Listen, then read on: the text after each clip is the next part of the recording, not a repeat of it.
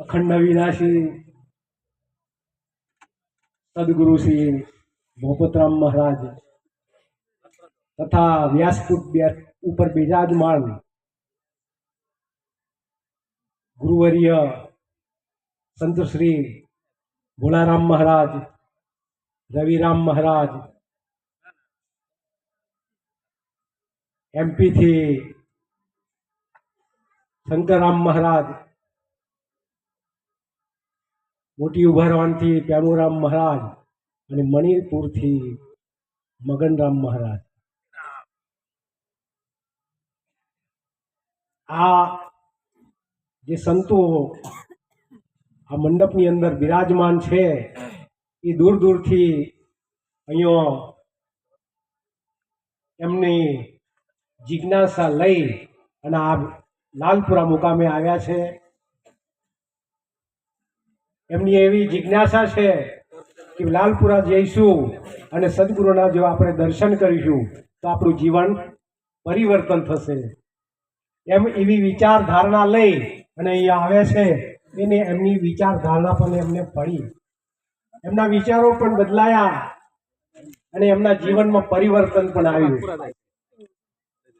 જૂના સંતો ઘણા હતા, એમને ઘણી એવી મહેનત કરી અને આપણા સમાજની અંદર એ વિસ્તારની અંદર એટલી મહેનત કરી અને ઘણા પ્રયત્નથી એમને આ સમાજને સુધાર્યો. આ સમાજને એટલો આગળ લાવ્યા છે કે એમની વાત આપણે કહીએ તો ઓછી પડે, કેમ કે એ સમયની અંદર આ જ્ઞાન હતું જ નહીં.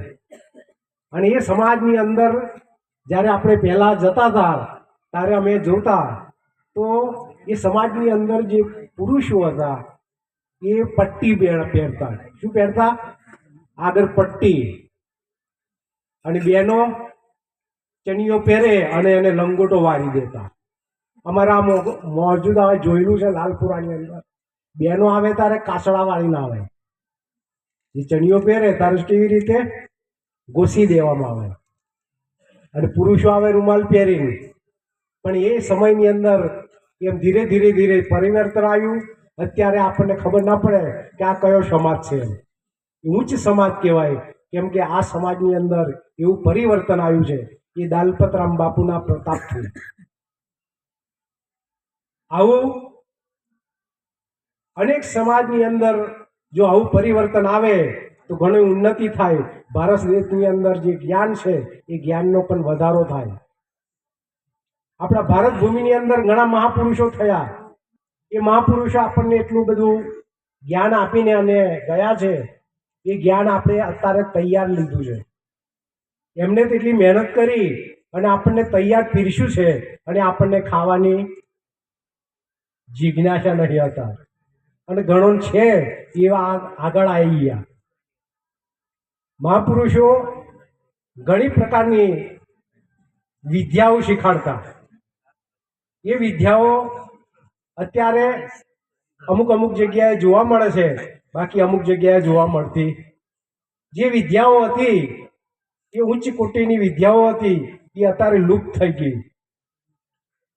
જે મહાપુરુષો જે વિદ્યાઓ શીખાડતા ત્યારે જંગલોની અંદર આશ્રમ બનાવે, અને જેને જેવી વિદ્યા શીખવી હોય તો એમને ત્યાં જવું પડતું, અને એ વિદ્યા લેવા માટે એમને ત્યાં આશ્રમમાં રહેવું, ખાવું પીવું, અને જે કંઈ શીખવાડે એ વિદ્યાઓ પ્રાપ્ત કરી અને આ સમાજમાં આવે, અને એ વિદ્યાઓ પછી આ સમાજમાં પ્રગટ કરે.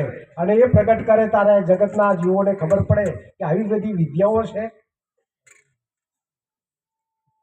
એટલે સદગુરુ દલપતરામ મહારાજે આપણને સરસ મજાનું જ્ઞાન આપ્યું. એ જ્ઞાન આપણે સારા માર્ગે વાપરવાનું છે.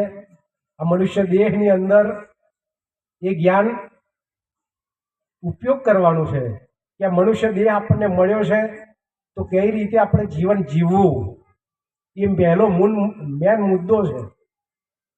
જીવન જીવવાનો મેન મુદ્દો, આપણું જીવન કઈ રીતે જીવવું એ મેન મુદ્દો છે. જો આપણું સ્વસ્થ આ શરીર જો સ્વસ્થ નહીં હોય તો આપણે ભક્તિ કરી શકીએ નહીં મેન પાયો